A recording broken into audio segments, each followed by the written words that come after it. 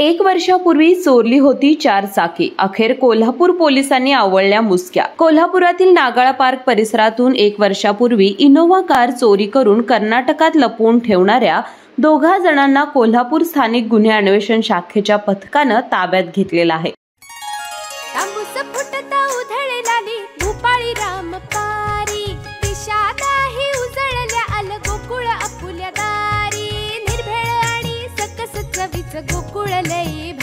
गोकुळची दर्जेदार दुग्ध उत्पादने. गोकुळ, अस्सल चव कोल्हापूरची.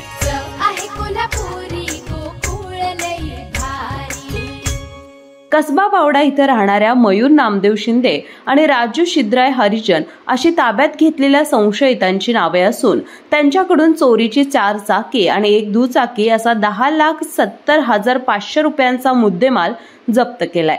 मयूर शिंदे आणि राजू हरिजन या दोघांनी नागाळा पार्क येथून इनोव्हा कारची चोरी करून ती कर्नाटकात लपवून ठेवली होती. सुरुवातीला स्क्रॅप करण्याचा त्यांनी प्रयत्न केला, मात्र विक्री करून जास्त रक्कम येईल म्हणून कागल MIDC येथे विक्रीसाठी येणार असल्याची माहिती स्थानिक गुन्हे अन्वेषण शाखेच्या पथकाला मिळाली.